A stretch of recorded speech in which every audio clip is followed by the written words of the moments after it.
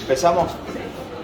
Bueno, si ustedes se acuerdan, cuando empezamos integrales indefinidas, Massa le contó de que cronológicamente lo primero que se descubre es la integral definida, a raíz de un tipo que se llamaba Riemann, que resolvía las integrales definidas pero mediante sumas, es decir, nunca integraba él, directamente se resolvía mediante sumas y daba exactamente el mismo valor. Lo que pasa es que después, cuando se descubre que la integral era el proceso inverso a la diferencial, entonces, y se dieron cuenta que realmente ahora vamos a demostrar un teorema que vincula esas dos cosas, empezaron a resolver las integrales de otro punto de vista. Y entonces, esa forma de integración se la debe a Cauchy. Es decir, Cauchy cuando ya participa con el tema del cálculo diferencial, entonces ahí demuestra otra manera de la integral definida. Es decir, que el estudiante tiene dos maneras de demostrar la integral definida, según Riemann y según Cauchy. Es decir, a la hora de estudiar, puede estudiar cualquiera de las dos son válidas, pero nosotros demostramos una sola, que a mi criterio es la más cómoda para el estudiante, que es según Cauchy. ¿Está? Pero si aquel estudiante por ahí entendió mejor el tema de la integral de Riemann, también lo puede hacer. La integral de Riemann es mucho más corta, por eso por ahí la mayoría la elige, pero ya habla de sucesiones y todo tipo de cosas, y ahí se complica un poquito porque te necesitan otros conceptos, que esta para mí es mucho más sencilla. Bueno, vamos a escribir algo primero y después continuamos con la demostración. Entonces escriban ahí. Nos proponemos encontrar el área encerrada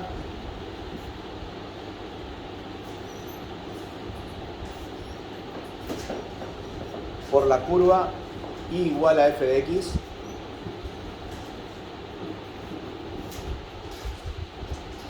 coma el eje x y las rectas x igual a a y x igual a b. Repito, nos proponemos encontrar el área encerrada por la curva y igual a f de x, coma el eje x y las rectas x igual a a y x igual a b. Bien, entonces para que quede un poco más claro, hacemos un gráfico que estaría indicando justamente el área a la que hacemos mención. Entonces vamos a dibujar una función cualquiera, podría ser esta, y igual a f de x. Vamos a dibujar un intervalo AB, que justamente es esas rectas que están pintadas de rosa, son justamente las rectas x igual a a y x igual a b. O sea que esto que está acá es el intervalo. Bueno, si ustedes ven detenidamente la definición, el área que estamos buscando es justamente esa que pinto de verde. Esa sería el área que hace mención el texto, es decir, el área encerrada por la curva, el eje de las x y las rectas x igual a a y x igual a b. Eso encierra una cierta superficie, una cierta área, y eso es lo que nosotros pretendemos calcular mediante las integrales definidas.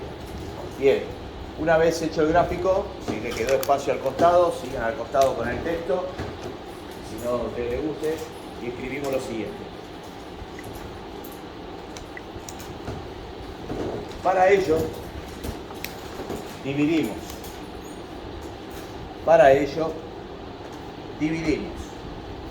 al intervalo cerrado AB en n subintervalos. Repito, para ello dividimos al intervalo cerrado AB en n subintervalos, cuyas amplitudes pueden ser iguales o distintas.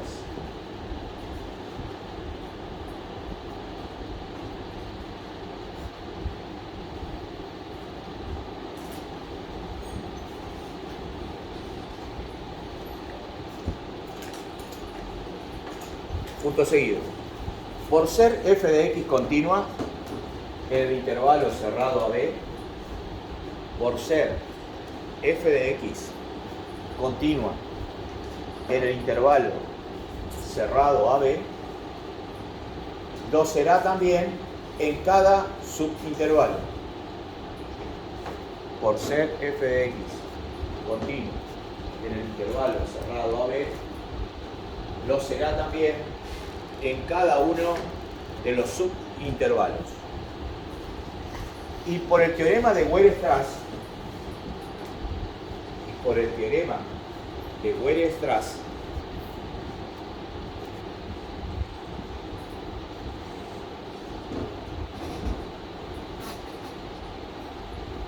tendrá en cada subintervalo un mínimo y un máximo. Y por el teorema de Weierstrass tendrá en cada subintervalo un mínimo y un máximo. Por lo tanto, vamos a calcular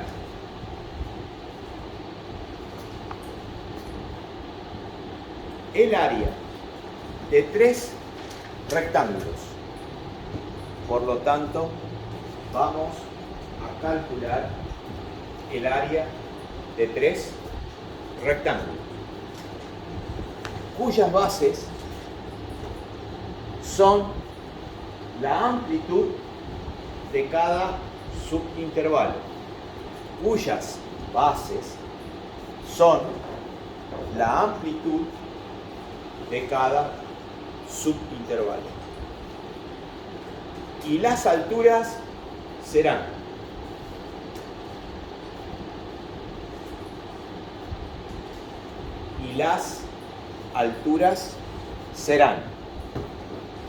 el mínimo, el máximo y la ordenada del centro de cada intervalo. Y las alturas serán el mínimo, el máximo y la ordenada del centro de cada intervalo. Bien, entonces, para que quede un poco más claro, vamos a hacer 3 gráficos con la misma función. La vamos a repetir 3 veces.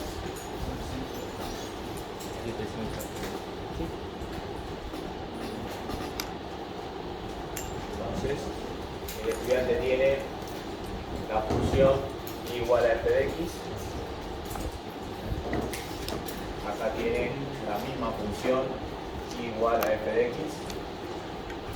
Y acá obviamente tiene la misma función igual a f de x. Vamos a demarcar nuestro intervalo AB. Lo propio hacemos en los otros gráficos. Insisto, es un mismo gráfico repetido 3 veces. Bien, a este gráfico lo vamos a dividir en n partes, como dice la definición. Acá hacemos exactamente lo mismo, lo dividimos en n partes y acá hacemos exactamente lo mismo.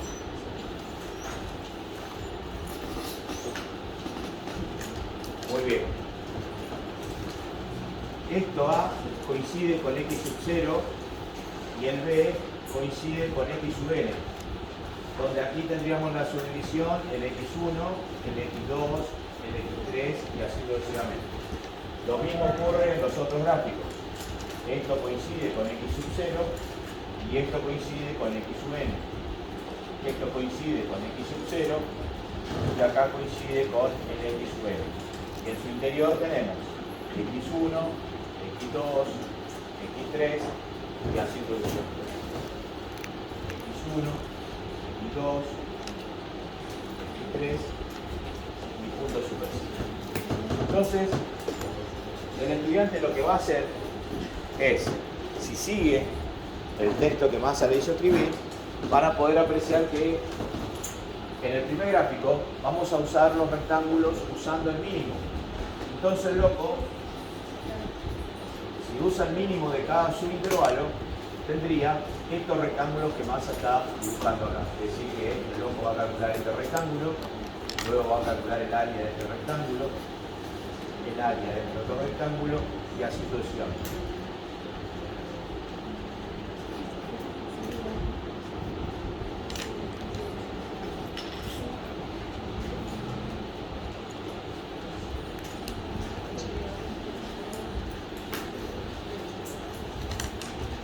En ese caso se utilizó para calcular el área de esos rectángulos el mínimo de cada uno de los subintervalos. En este gráfico vamos a hacer exactamente lo mismo, pero el estudiante que va a calcular el área de los rectángulos, pero usando el máximo de cada intervalo. Entonces el loco tendría algo parecido a esto.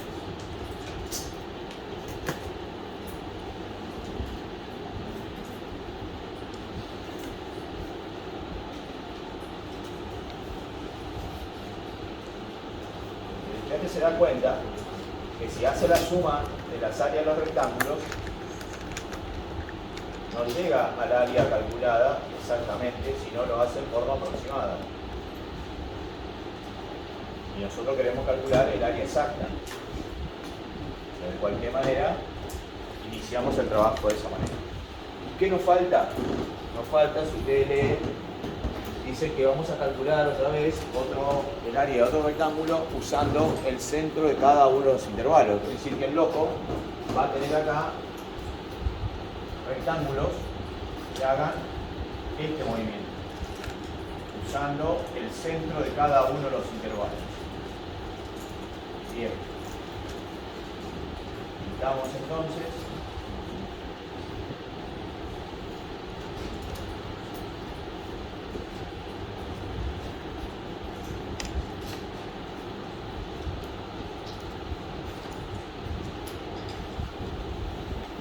Nosotros sumamos los rectángulos en estas tres subdivisiones, vamos a tener tres áreas.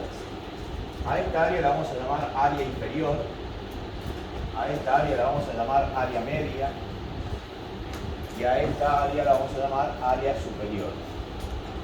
Y lo que vamos a hacer ahora es hacer otra vez tres dibujos, pero con un intervalo cualquiera, genérico, que lo vamos a llamar. Y entonces el estudiante va a tener que hacer otra vez otro gráfico, pero solamente dibujando uno de los n intervalos que hay. Entonces, ¿cómo dibuja esta situación?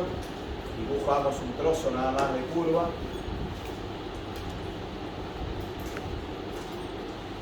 Acá dibujamos el mismo trozo de curva y acá dibujamos el mismo trozo de curva. Este va a ser el x sub i menos 1, este va a ser el x sub i, este será el x sub i menos 1, este el x sub i, este el x sub i menos 1 y este el x sub i. Es decir, que el estudiante, insisto, toma de esos n subintervalos, toma uno genérico como está dibujado acá. Esta distancia que está acá no es nada más ni nada menos que la amplitud de cada intervalo, que la vamos a llamar en este caso delta x sub i. O sea, el loco tendrá un delta x sub 1, un delta x sub 2, un delta x sub 3 y obviamente tendrá un intervalo cualquiera delta x sub i. Y lo mismo sucede acá. Esta distancia que está acá es la amplitud del intervalo, que es delta x sub i, y acá tenemos la misma amplitud, que sería delta x sub i. Muy bien. Si ustedes observan, acá yo tengo el mínimo sub i, entonces voy a tener el área, esta que está acá, que es el área inferior, pero el área inferior sub i, o sea que acá vamos a poner la fórmula, el área inferior sub i va a ser igual al producto del mínimo sub i, que sería la altura, por la base, que es delta x sub i. O sea que el loco tiene que la superficie de este rectángulo es base por altura, la base es la amplitud del intervalo, delta x sub y, la altura es el mínimo de ese intervalo que la llamamos m sub i. Acá hacemos exactamente lo mismo, pero acá ¿qué voy a utilizar? Voy a utilizar el máximo sub i. Entonces acá yo tengo que el área superior sub i va a ser igual al máximo, que sería la altura, otra vez por la base, que sería delta x sub i. Y el estudiante está calculando el área de este rectángulo.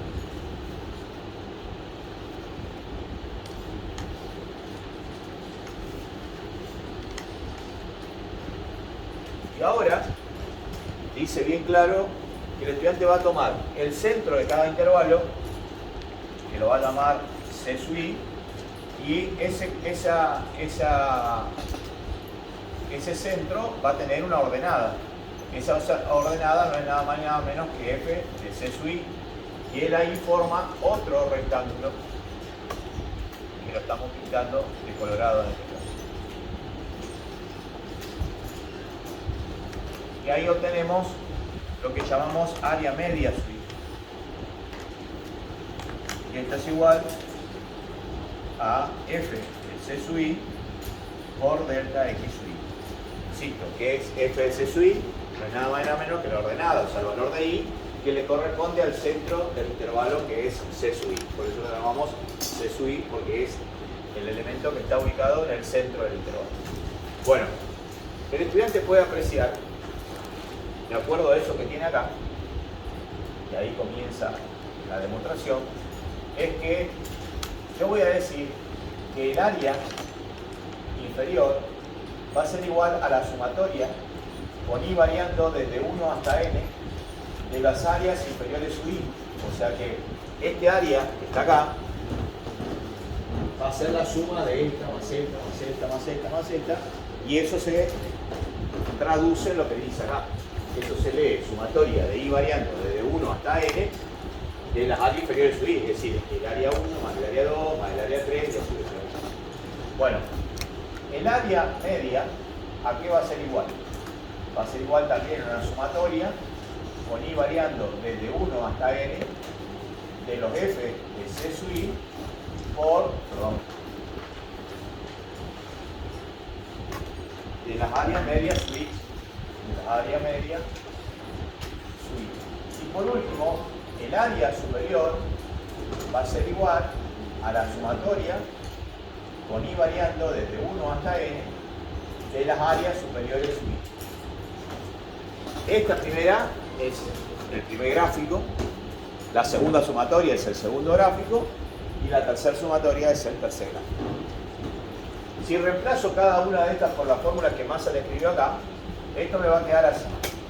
El área inferior resulta ser la sumatoria con i variando desde 1 hasta n del mínimo sub i por delta x sub i.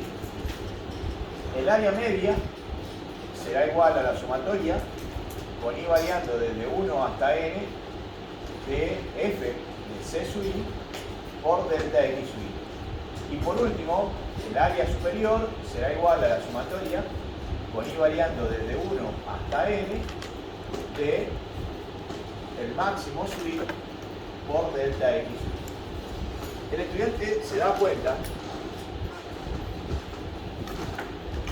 que el área media es mayor o a lo sumo igual que el área inferior, pero menor o igual que el área superior. Entonces puedo escribir eso y escribir así, que la sumatoria con i variando desde 1 hasta n de f de c sub i por delta x sub i, que es el área media, va a ser mayor a lo sumo igual que la sumatoria con i variando desde 1 hasta n del mínimo sub i por delta x sub i.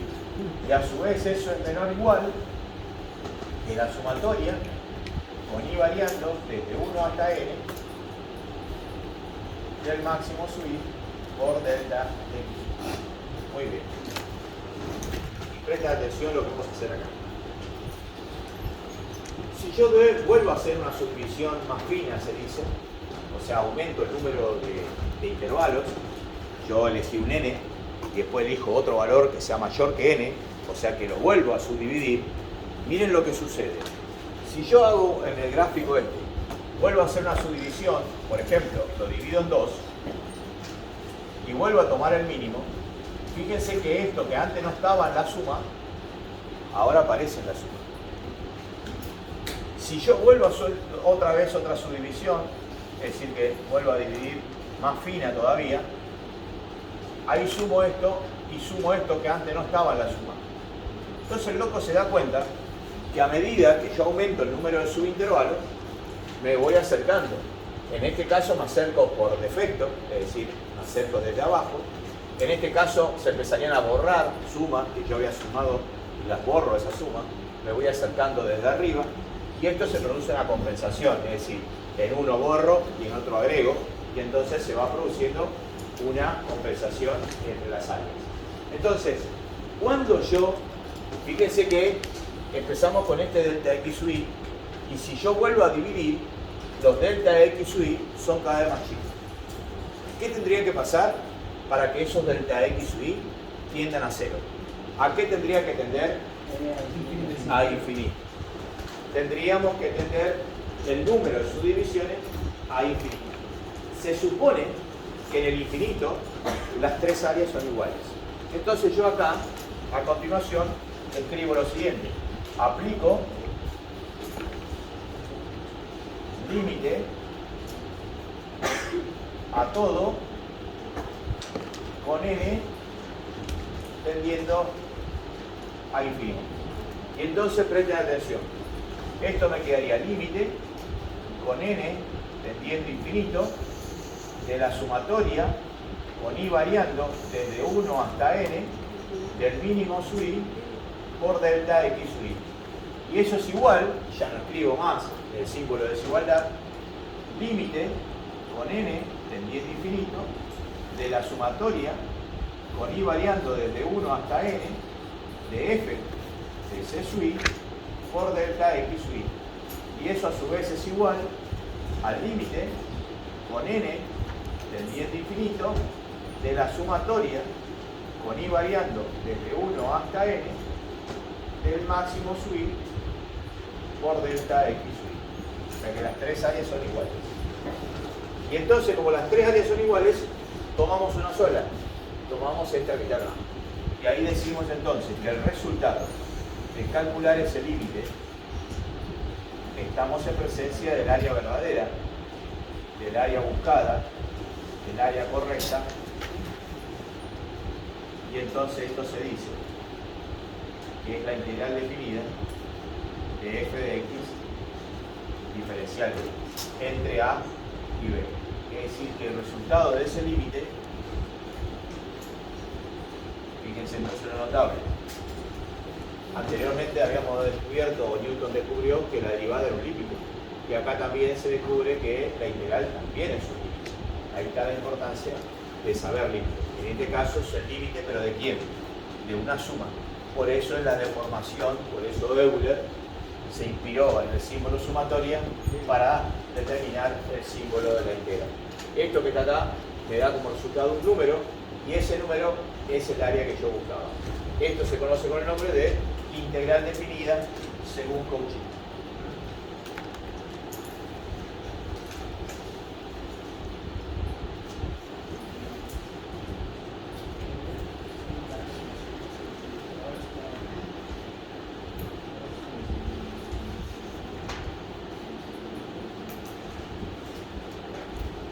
Bien, y esto tiene una serie de propiedades que la vamos a escribir.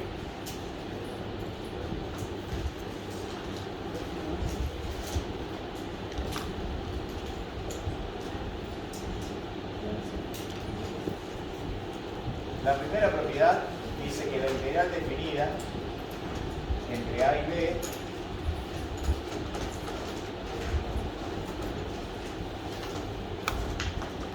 de una constante k que multiplica f de x diferencial de x, la constante k la podemos extraer fuera del signo integral y yo directamente calculo la integral definida entre a y b de f diferencial de x. Otra propiedad es que la integral entre A y B de la suma de dos funciones es igual a la suma de las integrales de la función f y de la función g. Otra propiedad dice que la integral entre a y a de f de x diferencial de x es igual a 0. No hay área. O sea que si los extremos coinciden, al no haber intervalo, obviamente no hay área. Entonces la integral entre a y a es 0. La cuarta propiedad dice que la integral entre a y b de f de x diferencial de x es igual a menos la integral entre b y a de f de x diferencial de x.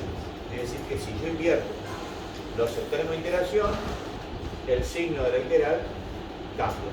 Positivo pasa a negativo o viceversa. De negativo pasa a positivo. Y una quinta propiedad, que es muy importante, dice que la integral entre a y b de f de x diferencial de x se puede escribir como la suma entre la integral entre a y c de f de x diferencial de x más la integral entre c y b de f de x diferencial de x, donde c es un número comprendido entre a y b.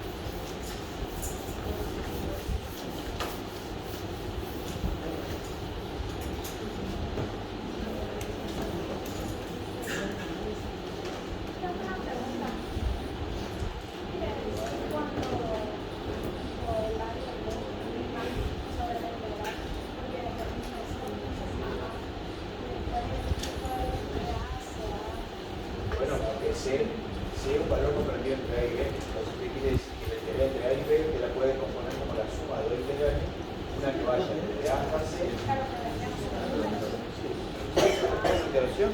Son los extremos del intervalo. De hecho, se llaman así. A y B reciben el nombre de extremos de integración. Usted, si quiere resolver una integral definida, sí o sí le tiene que dar los extremos, si no, no puede resolver. Entonces el estudiante tiene que saber de ahora en más que la integral definida siempre va a ser un número. El resultado de la integral definida es un número. Ese número puede ser el área encerrada por la curva, pero la integral definida tiene un montón de aplicaciones. A medida que vayamos avanzando en los temas van a ir viendo la cantidad de aplicaciones que tiene la integral definida.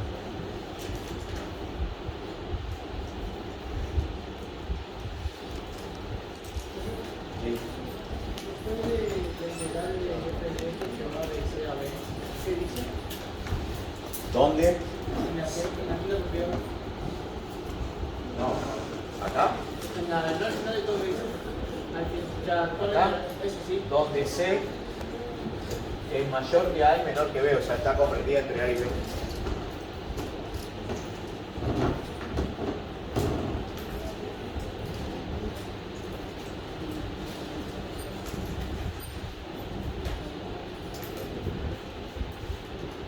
Bueno, este es un tema clave para aquellos que llevan la materia al día y deben rendir la teoría. Este es un tema que seguramente se lo van a preguntar. Y el que viene, y les cuento, se llama teorema del valor medio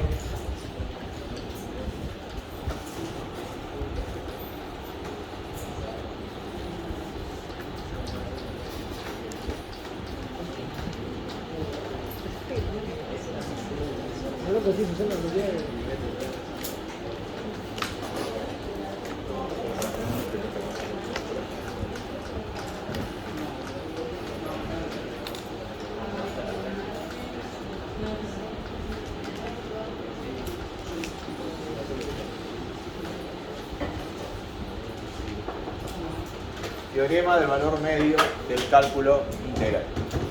Bueno, me avisan cuando terminaron de copiarse. Sí, loco. Sí, loco. Sí, dale, espere.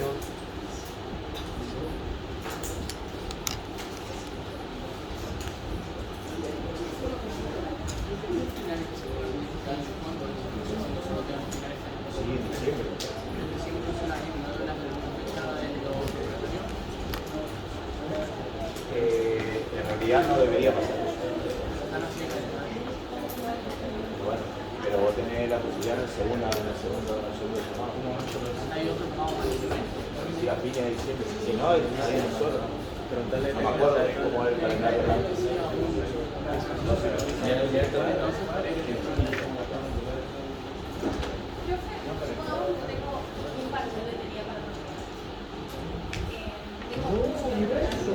Sí. Usted tiene dos recuperatorios, uno para teoría y otro para práctica.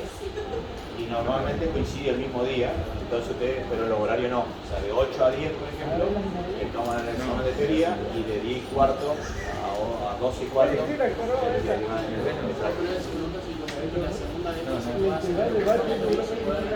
Sí. No. Vos tenés dos recuperatorios, podés optar. Primero rendí la teoría sola y en otro. No podés recuperar dos teorías. Es un recuperatorio para teoría. Sí, no que sea. Sí. Pero para regularizar, no para promover. Y eso quería tener para promocionar, digámoslo, para promocionar la materia, que uno y uno. Ahora, para regularizar, sí, te puedes recuperar toda la vida. No, por eso, en el caso para regularizar son 2 y 2. No, para promocionar es 1 y 1. Vos podés haber salido mal en una teoría y en un práctico no. Siempre puede ser. Para promocionar directamente vos tenés que tener un solo operatorio.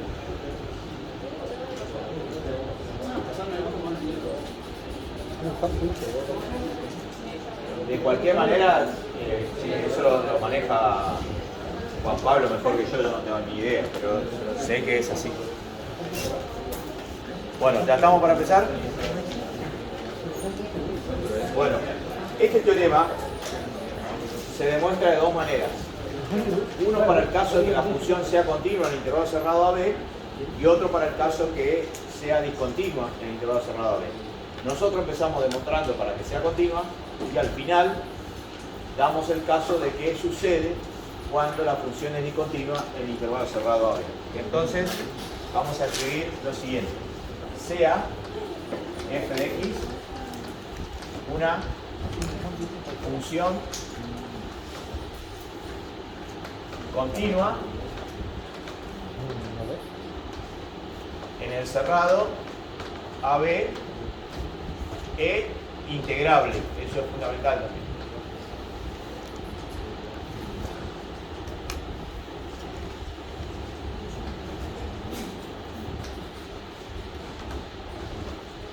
Bueno.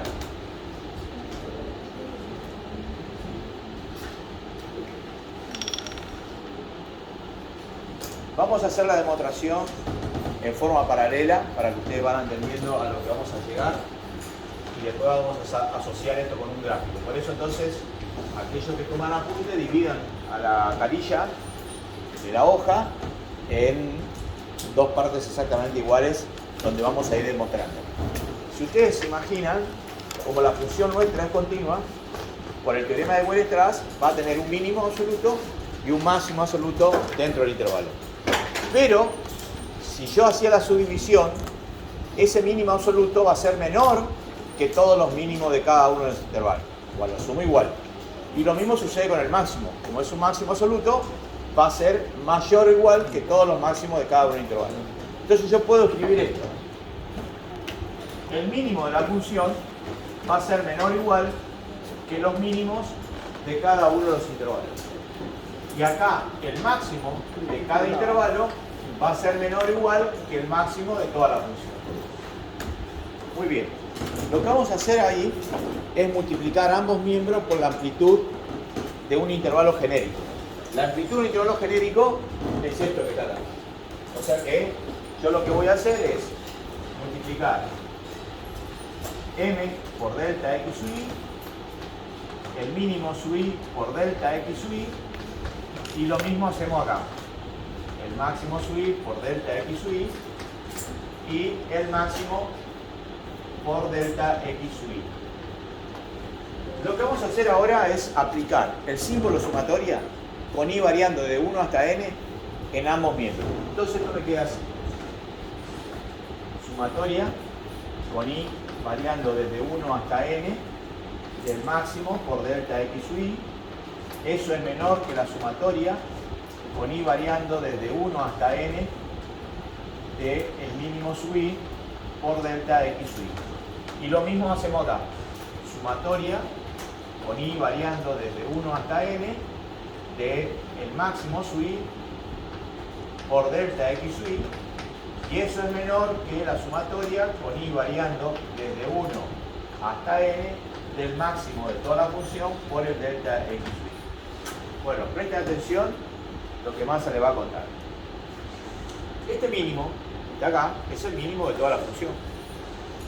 Como es constante, se repite a lo largo de toda la suma.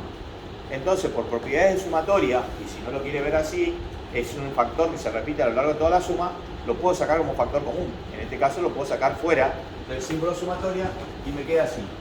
El mínimo por la sumatoria con i variando desde 1 hasta n de los delta x sub i. En este caso no puedo hacer nada porque el mínimo también es variable para cada subintervalo, entonces quedaría indicado nada más y me quedaría así. El mínimo, perdón, la sumatoria con i variando desde 1 hasta n del mínimo sub i por delta x sub i. Lo mismo, el mismo razonamiento hacemos acá. Esto, como es el máximo de cada intervalo, no lo puedo porque es variable. Entonces queda así escrito como está. Quedaría sumatoria con i variando desde 1 hasta n del máximo sub i por delta x sub i. Pero acá puedo hacer el mismo razonamiento. Este máximo es el máximo absoluto, es único, o sea que se repite a lo largo de toda la suma y lo puedo sacar fuera del símbolo sumatoria y me queda así.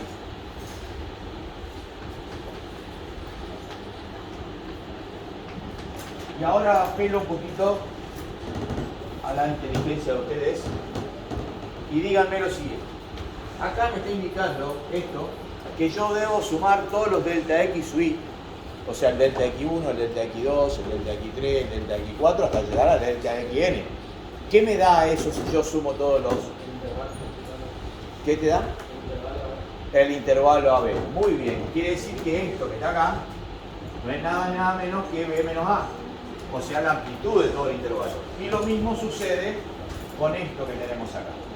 Si yo saco el limpio ahora lo que me quedó, y mido la pizarra, sigo trabajando, ustedes lo ideal es que trabajen así como está acá, me quedaría el mínimo por B menos A, eso es menor o igual que la sumatoria con i variando desde 1 hasta n del mínimo sub i por el delta x sub i. Acá está la división que sigue, continúo acá, lo ideal es que ustedes trabajen debajo de esto, y acá me quedaría así, la sumatoria con i variando desde 1 hasta n de el máximo sub i por delta x sub i, y eso es menor que el máximo que multiplica a b menos a. Muy bien. Lo que voy a hacer ahora, en ambos lugares, tanto acá como acá, inclusive podríamos escribirlo directamente para los dos casos, es vamos a aplicar límite con n tendiendo a infinito. Aplico el límite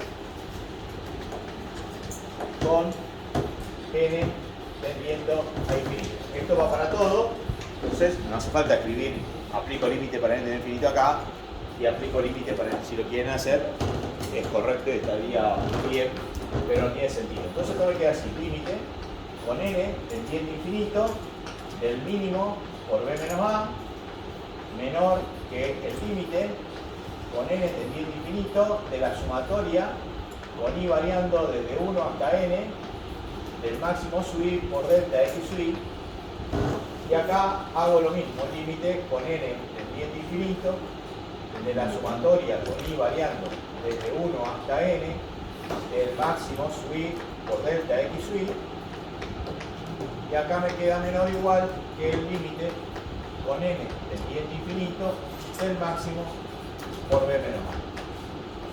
La clase sabe que este límite, lo voy a estar escribiendo acá, son estos dos límites que están acá. ¿Lo ves? Eso era igual a esto. Y el límite de eso no era nada más y nada menos que la integral definida. Esto es una constante. El mínimo por la amplitud de intervalo es un número. O sea que el límite de un número, ¿qué es? El mismo número. Entonces esto me va a quedar así.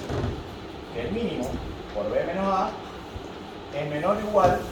Y esto, que es igual a esto, no es nada menos que la integral definida entre a y b de f de x diferencial de x. Y del otro lado me queda que la integral definida entre a y b de f de x diferencial de x, que justamente era el resultado de ese límite, es menor o igual que el máximo por b menos a. Si yo ahora junto las dos cosas, fíjense que esto es lo mismo que esto, puedo escribir una sola cosa acá y digo que la integral definida entre a y b diferencial de x es mayor o igual que el mínimo por b menos a. Y esto es menor o igual que el máximo por b menos a. Entonces, ahora llegó el momento de hacer un gráfico que vincula con el teorema.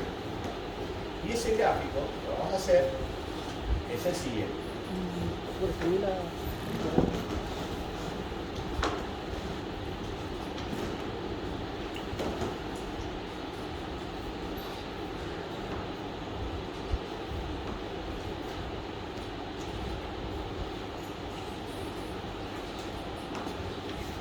El loco dibuja la función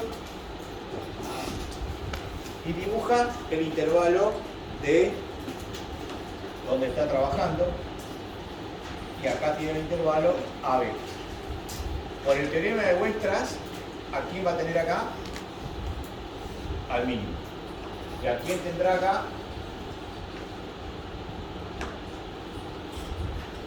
Al máximo. Entonces, observen lo siguiente. Este que está acá no es nada más y nada menos que un rectángulo. El área es un rectángulo, donde la base es la amplitud de intervalo y la altura es el mínimo. O sea que masa está dibujando ese rectángulo. Esto que ustedes tienen acá es la amplitud del intervalo, que es justamente b menos a, la base. Y fíjense que esto de acá también es un rectángulo, pero en este caso la base es la misma, pero la altura, ¿quién es? El máximo. O sea que, y está claro, que la integral definida, que es el área bajo la curva, está comprendida entre un rectángulo de área mínima y un rectángulo de área máxima. ¿Sí o no? Bueno, lo que yo voy a escribir acá es lo siguiente. Escribo acá, divido todo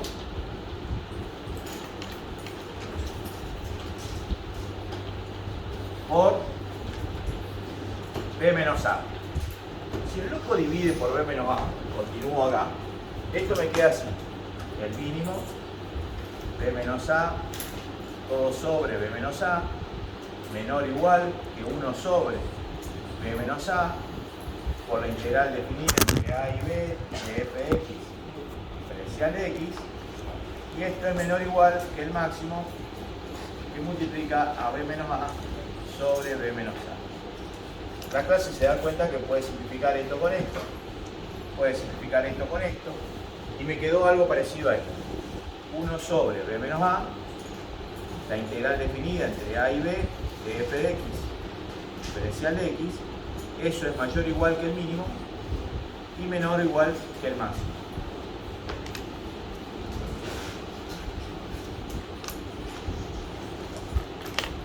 Entonces, si ustedes leen esto y lo llevan al dibujo, significa que esto que está acá sería un K comprendido entre el mínimo y el máximo. Eso es lo que dice acá.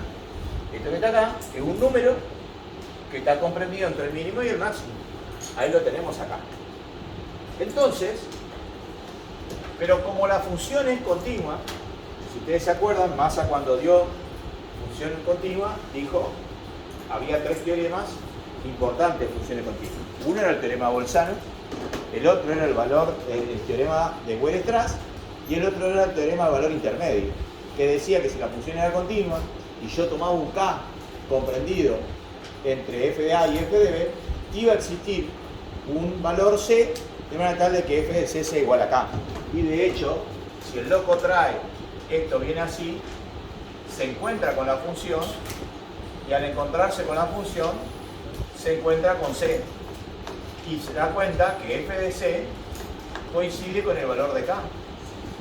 Entonces, acá, vamos a borrar esto.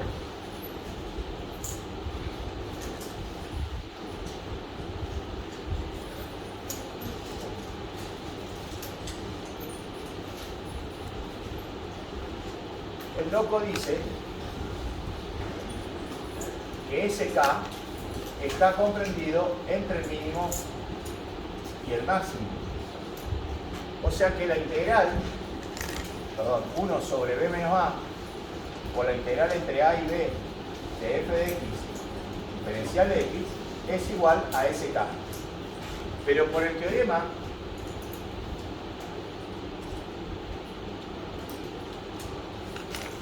del valor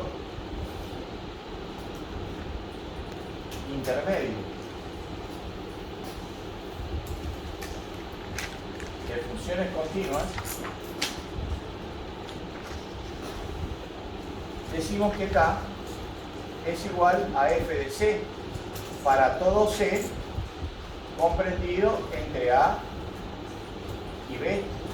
Entonces el loco dice que 1 sobre b menos a por la integral entre a y b de f de x diferencial de x es igual a f de c. Entonces llega a la conclusión que la integral definida entre a y b de f de x diferencial de x, este b menos a lo lleva a multiplicar al otro miembro y queda demostrado el teorema. O sea que la integral definida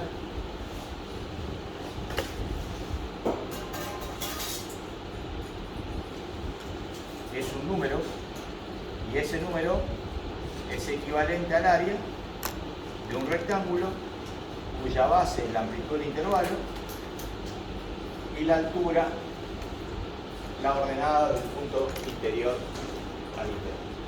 Entonces, escríbanse hasta ahí y hacemos la conclusión.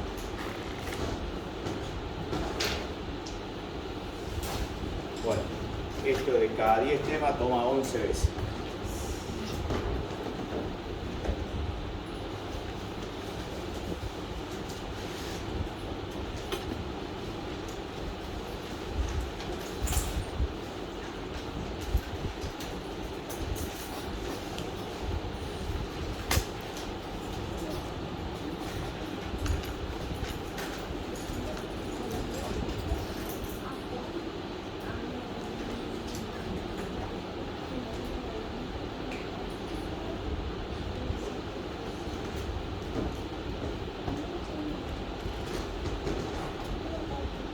Es importante que en el dibujo señalen cuál es el rectángulo este que está acá.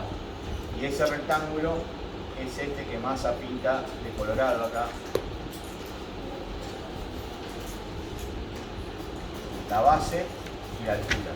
La altura, insisto, es esto que está acá, que es f de c.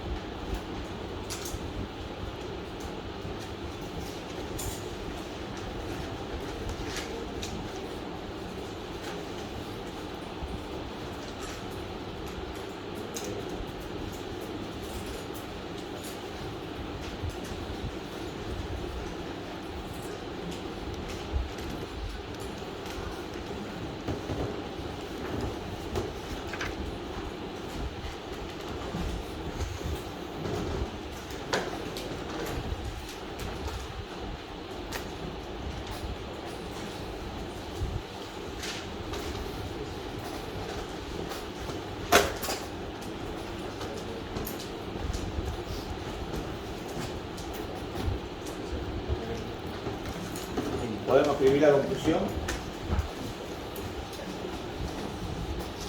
Escriba lo siguiente. Este teorema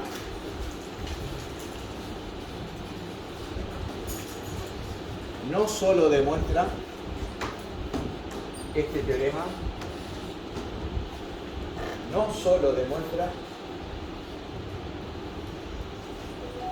que la integral definida es un número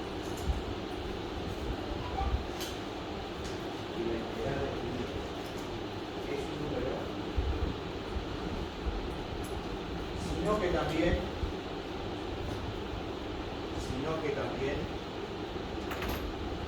es equivalente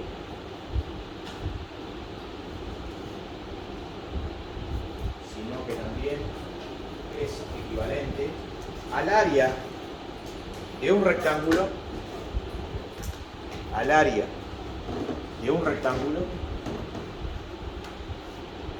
cuya base es la amplitud del intervalo B menos A, cuya base es la amplitud del intervalo B menos A, y la altura, la ordenada de un punto C interior al intervalo.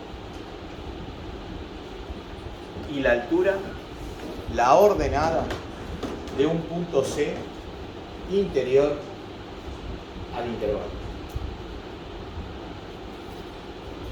Bien, ahora sí terminen de copiarse lo que les faltó.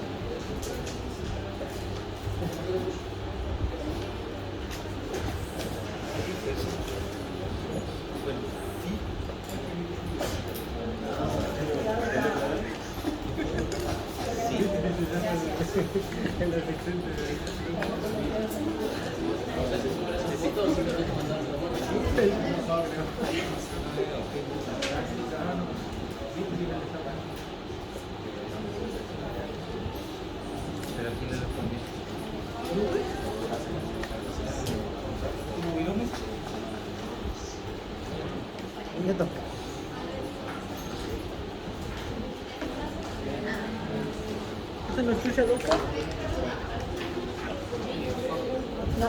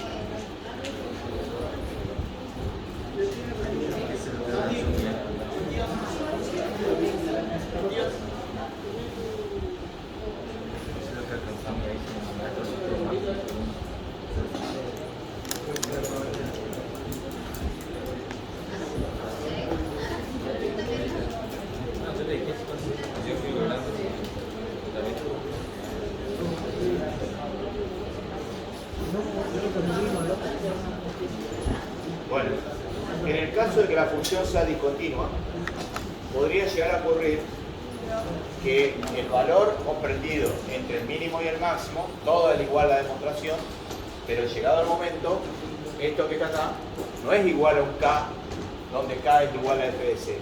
En este caso se llama mu, porque puede suceder de que justamente en ese valor la función no esté definida. Entonces el teorema se verifica igual, el área encerrada por la curva entre la curva del eje X y A y B es equivalente al área de un rectángulo también, pero en ese caso no va a ser un f de C porque puede no existir y existe un valor mu, que es una letra griega parecida a la U nuestra, que lleva como nombre mu por b menos a. O sea que el teorema también se verifica en el caso de que f de x no sea continua en el intervalo cerrado AB. Se considera el tema completo haciendo las dos cosas, ¿eh? No hagan una sola, inclusive es más. La mayoría de los profesores demuestran para funciones discontinuas y hacen el caso particular para las funciones continuas. Yo hago al revés.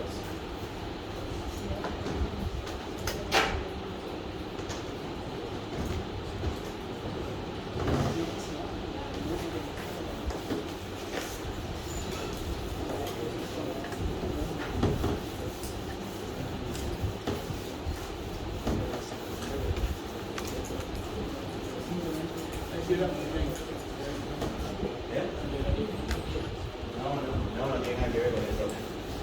La impropia es cuando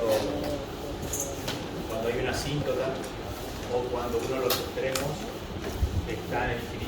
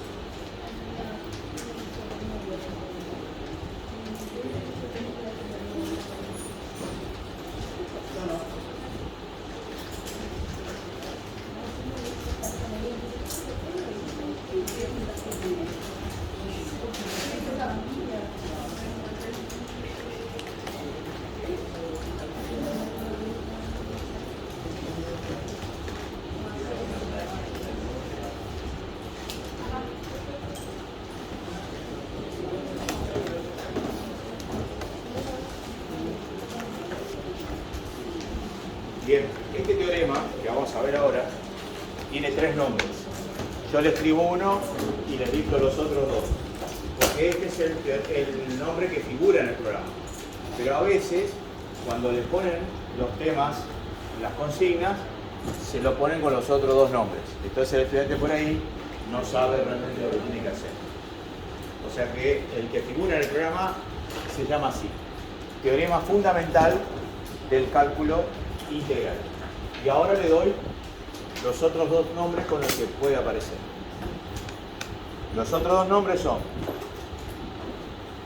teorema de la derivada de la función integral. Teorema de la derivada de la función integral.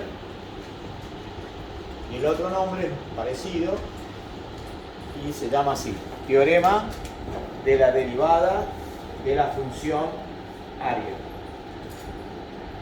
Repito, teorema de la derivada de la función área. Entonces, insisto, son área. Son tres nombres, es la misma cosa. Teorema fundamental del cálculo integral, después van a darse cuenta por qué se llama así. Teorema de la derivada de la función área o teorema de la derivada de la función integral. Bien, vamos a empezar definiendo primero lo que es la función área, porque con eso vamos a trabajar. Entonces ponemos función área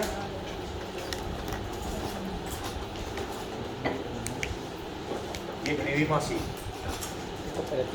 Se llama función área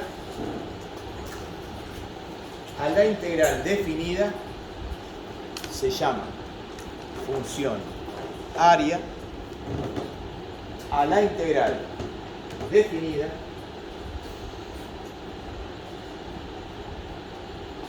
cuyo extremo superior es variable.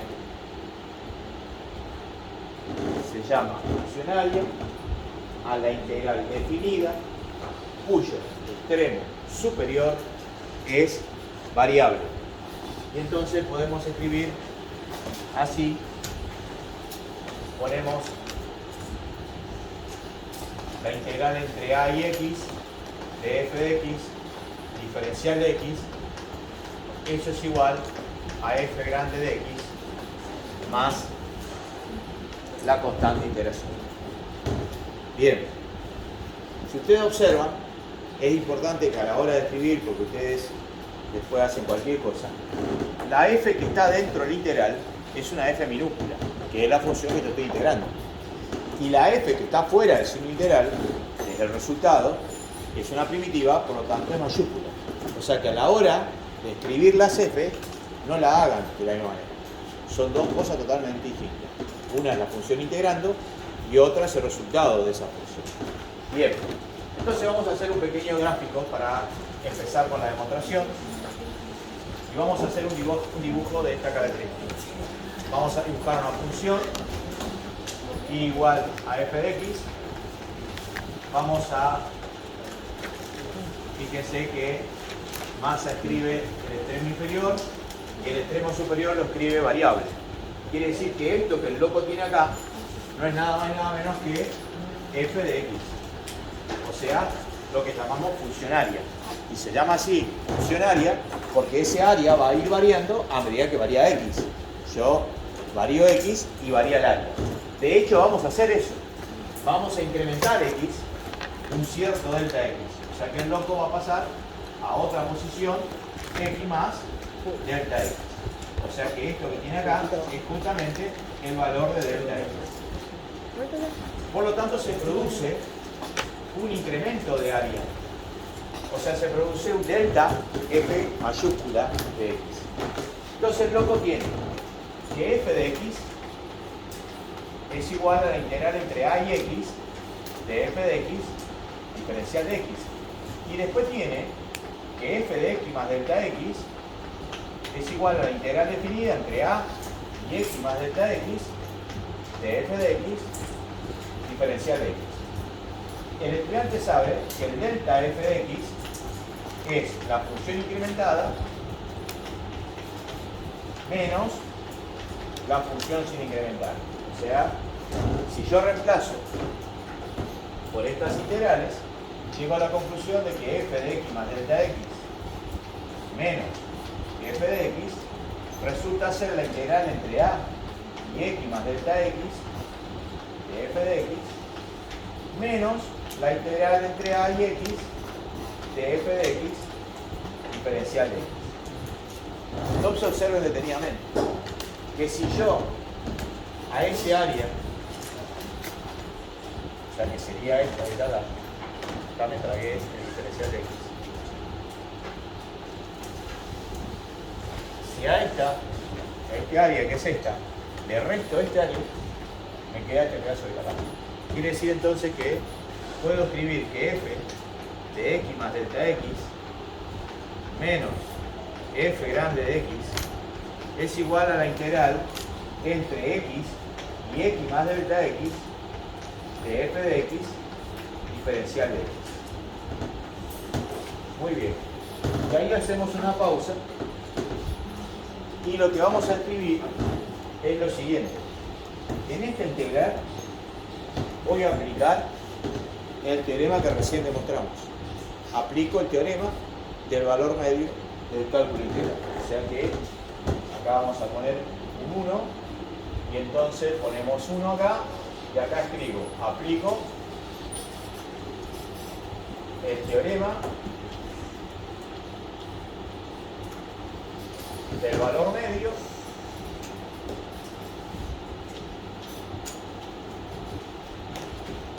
del cálculo integral, que es el que recién demostramos. ¿Y qué decía? Y yo a esto lo podía escribir como el área de un rectángulo cuya base es la amplitud del intervalo y la altura un valor de una ordenada interior al intervalo. Ahí Massa la está escribiendo, está dibujando, o sea que ahí dibuja el rectángulo. Esta que está acá es justamente f de c, la altura que va desde acá a acá. O sea que acá tiene que dibujar ese rectángulo. Quiere decir que esto que está acá sería delta X por f de c. Entonces, el estudiante llegó a la conclusión de que f de x más delta x menos f de x, por el teorema me quedó f de c por delta x. Si ese delta x que está en el segundo miembro lo escribo en el primero, lo tengo que escribir dividiendo.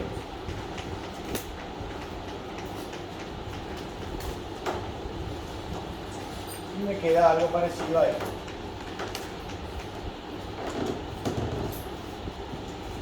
Si yo aplico el límite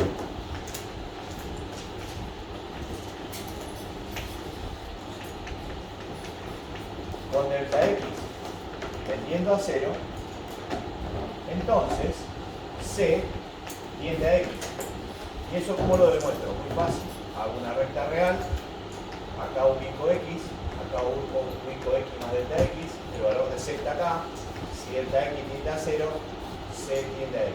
O sea que con ese gráfico es suficiente aclarar de que c también tiende a x. Y ahora hago eso. Digo límite con delta x tendiendo a 0 de f mayúscula, ojo con las f,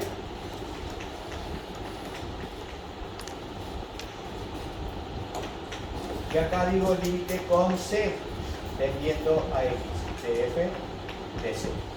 Bueno, ahora le pido a la clase que me diga el primer miembro, ¿qué es? ¿La derivada de quién? De la función área. Muy bien.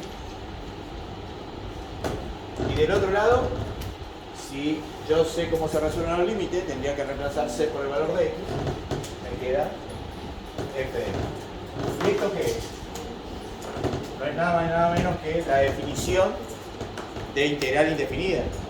Si yo integraba una función, me daba una primitiva. Si yo derivaba la primitiva, me daba la función que yo estaba integrando. Y ahí entonces estamos demostrando que este teorema vincula las integrales definidas con las indefinidas. Y eso es lo que vamos a escribir como conclusión.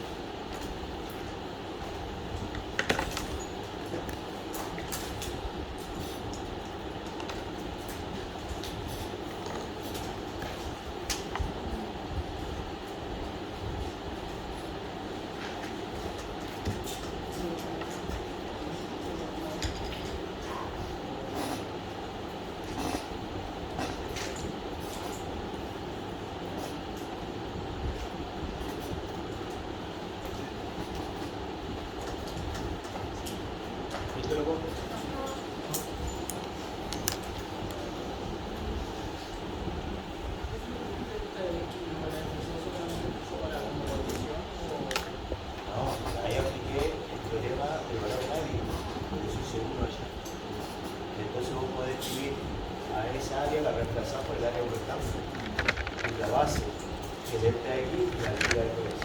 Pase por aquí. Eso es lo que dice el teorema de valor medio.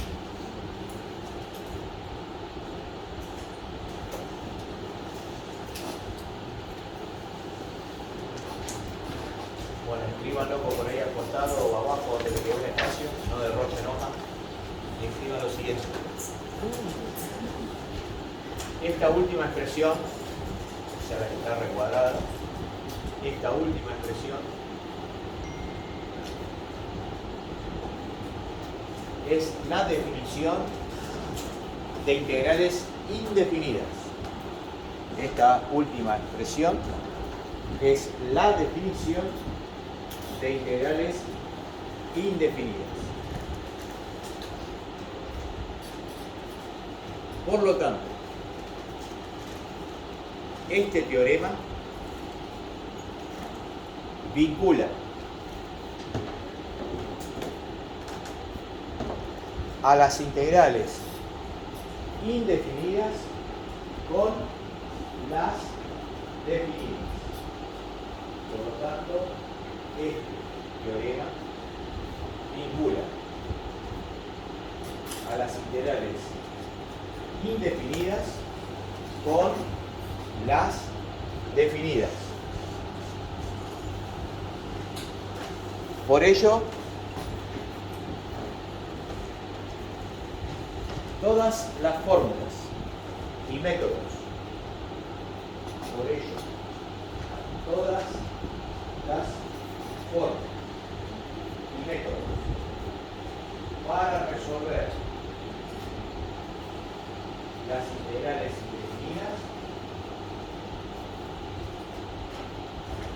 por ello, todas las fórmulas y métodos para resolver las integrales indefinidas son aplicables también a las integrales definidas.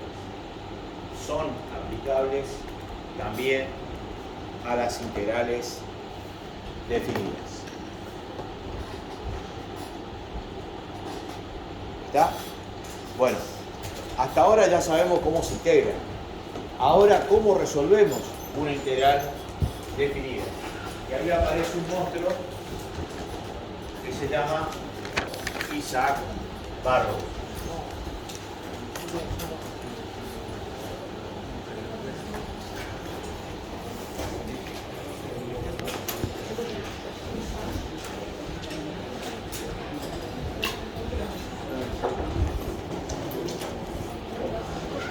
Y esto se conoce como regla de Barrow.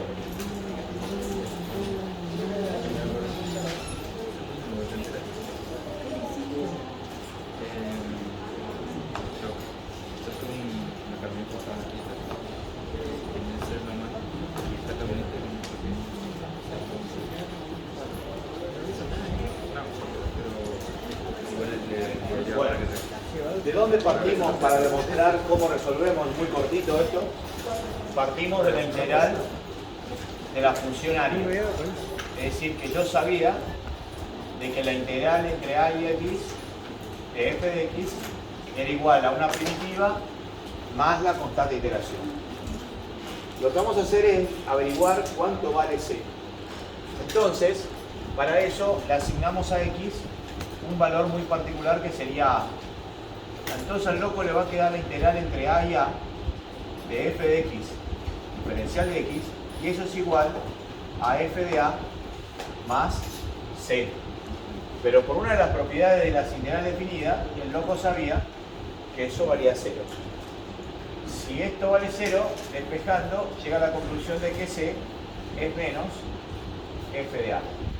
Volviendo acá, me quedó entonces que la integral definida entre a y x de f de x diferencial de x resultó ser f de x menos f de a. Y si yo ahora hago que x sea igual a b, llegamos que esto es igual a f de b menos f de a. Entonces, ¿qué dijo Barrow? Que la integral definida entre los extremos de integración entre a y b de f de x le da como resultado una primitiva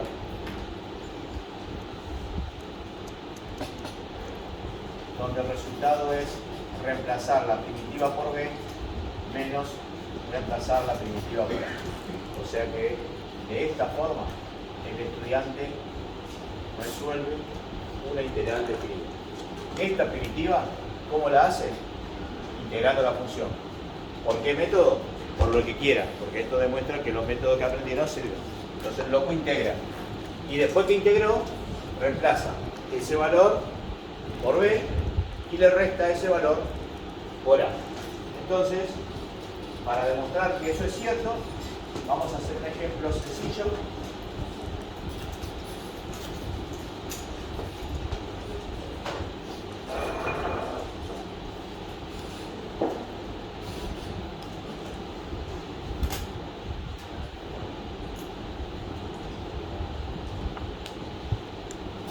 Vamos a suponer que el loco tiene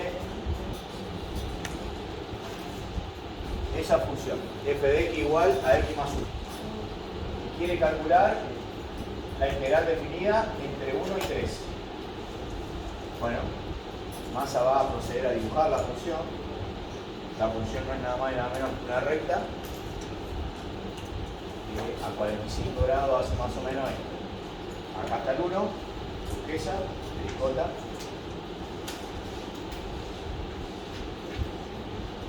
Dibujamos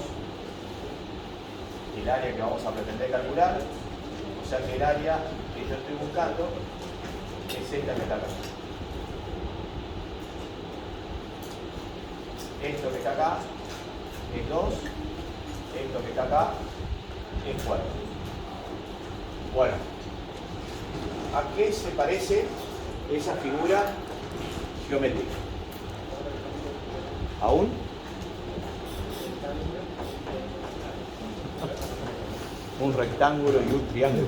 Eso no es una figura, es una mezcla de figuras. Un trapecio. Eso es un trapecio. ¿Cómo se calcula la superficie de un trapecio?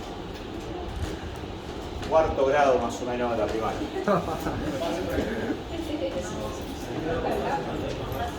A ver, ahí hay unos que fueron a la escuela como él.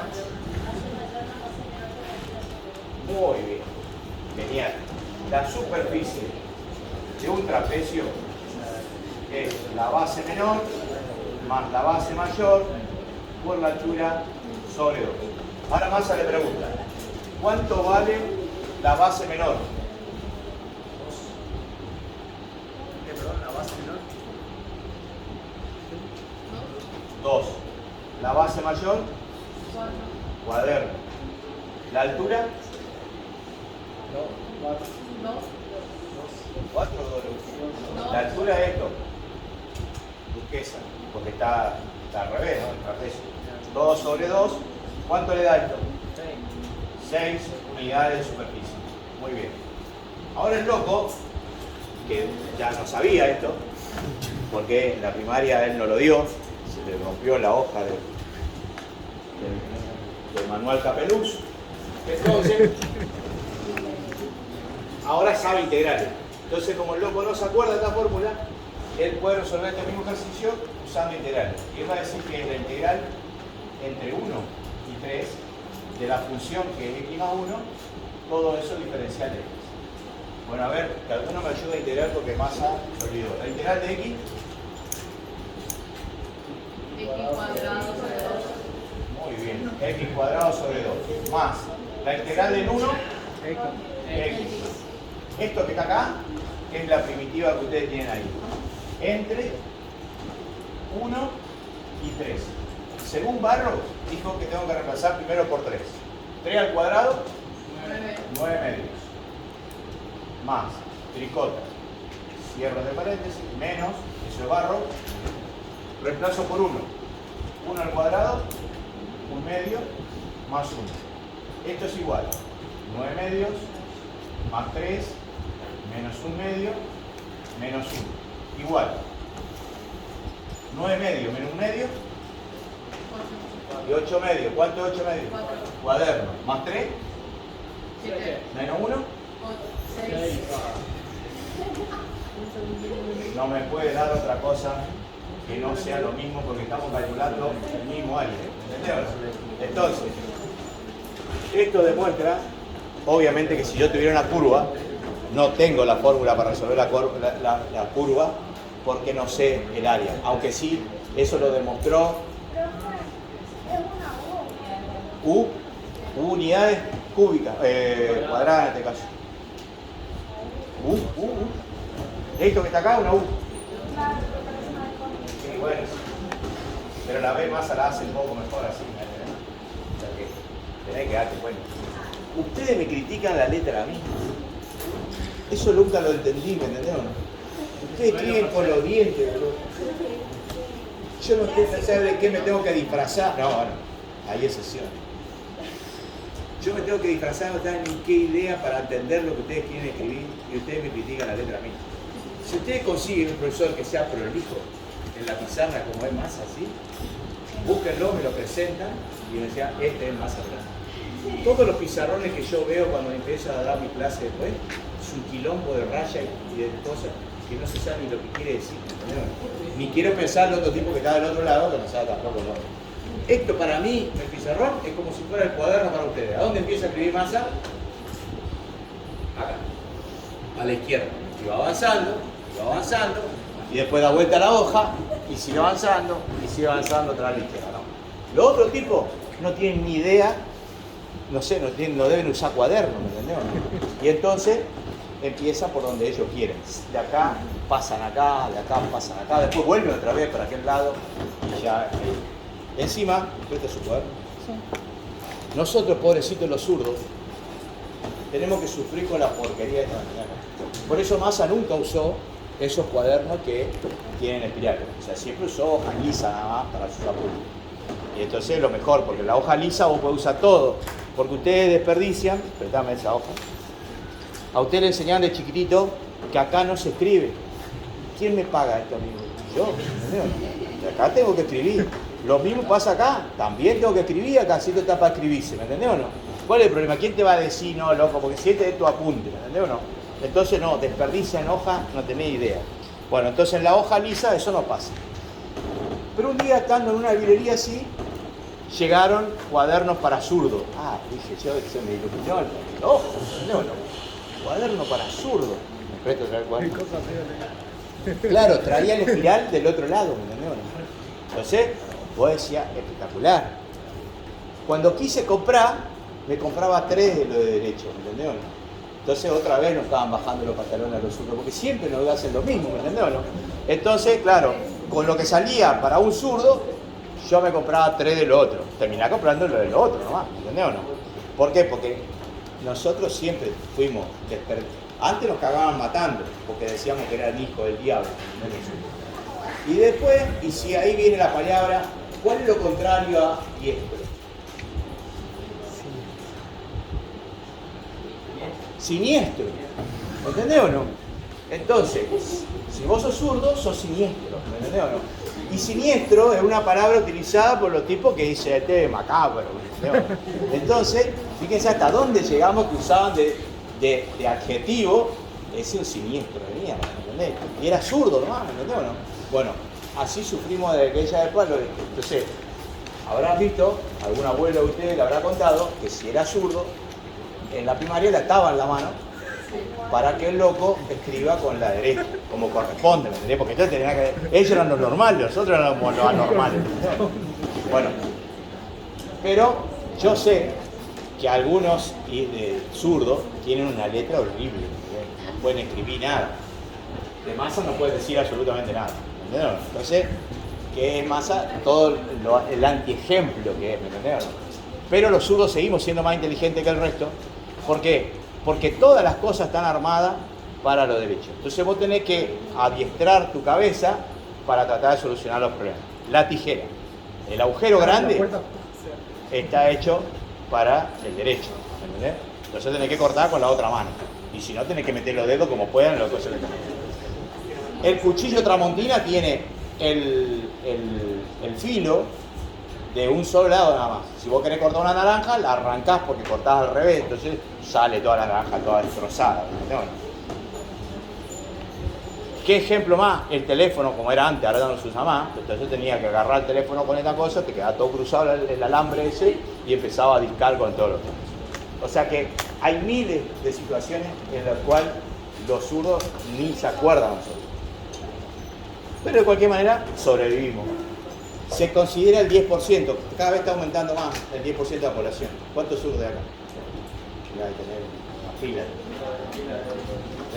Andamos más o menos. Porque acá debe haber unos 60, 70 tipos. ¿El 10% serían?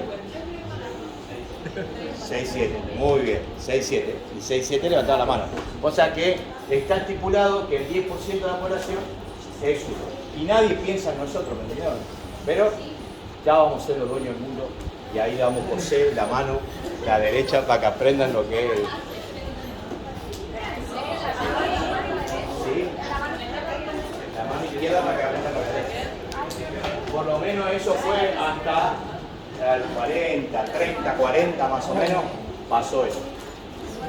Avanzado 50, o sea que depende de donde llegaba la civilización, dejaban de hacer eso, ¿me entendés? O sea, es medio como, es discriminativo, ¿me entendés o no?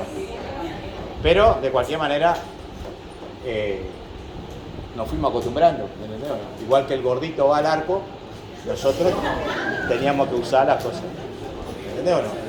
El gordito siempre, salvo que sea dueño de la pelota. Si él era dueño de la pelota, tenía que jugar el número 9, capitán, todo, ¿me entendés o no? O sea, iba al sorteo, todo. Pero si no era nada, ese iba al arco, no podía servir para nada, el pobre gordito. Fíjate hasta dónde llegó la discriminación. Hoy no. Hoy viene la mamá, Canal 9, el papá, todos te cagan a trompadas. Si vos querías ganar el fútbol, no podías poner el gordo a jugar, boludo. ¿Para qué va a jugar? Yo siempre dije que el gordito para qué podía servir. O para sumo o para rugby, ¿me entendés? Otra cosa no podía jugar, boludo. ¿Me entendés o no? Por eso me pegaban siempre. Mis estudiantes me pegaban porque decían, sobre todo los que jugaban al rugby, ¿me entendés o no? El único lugar que puedan dar un gordo ahí, por supuesto cuando llega de noche, porque, viste, pero siempre en el camino se queda la pelota y cuando llega al arco rival ya está, ya se cansó el gordo. Y en sumo anda bien porque en sumo, viste, están en ese redondito nomás, se agarran de la bombacha ahí y ahí se tironean, qué sé yo, bueno. ¿Saben lo que es el sumo, no? Bueno, entonces, cuanto más pesado sos, mejor porque te tienen que sacar del coso ahí adentro. Bueno, así era. No, yo con lo de rugby siempre me llevaba mal porque ellos siempre, viste, son una élite. ¿Alguien que juega al rugby acá? Ellos son todos, sí, viste, nadie quiere decir nada ahora. Pero son toda una élite, ¿me entendés? Ellos son siempre 10 centímetros arriba nuestro. Y entonces yo le decía, loco, sí, el único deporte que vos tirás la pelota afuera y te aplauden, boludo. ¿Me entendés o no? Hay dos deportes nomás. Uno es el béisbol, que vos tirás la pelota afuera, haces jonrón y te aplaude todo el mundo. Y la otra son los de rugby. Cuando vos más lejos la tirás la pelota, mejor ahí, te aplauden así, ¿me entendés? Y decís que cambió la regla ahora porque ahora es más entretenido. Porque vos antes tirabas la pelota afuera y sacaba al otro. Ahora vos tirás la pelota afuera y de acuerdo a dónde sale, saca el mismo tipo que tiró afuera. O sea que un poquito, entendieron un poquito los tipos que eso no tenía sentido tirar la pelota afuera. ¿No? Pero era así, en la mayoría de los deportes te sirvan. ¿Me entendés? Vos tirás la pelota afuera y te sirve todo el mundo. Pero bueno, los de rugby son un poquito así, debe ser que tantos golpes que le dan. Bueno, loco. Andamos bien con los temas. Calculo que para los primeros días de noviembre ya estamos de vacaciones. ¿Sí? Massa siempre termina como 20 días antes. Ya está estipulado, así que prepárense,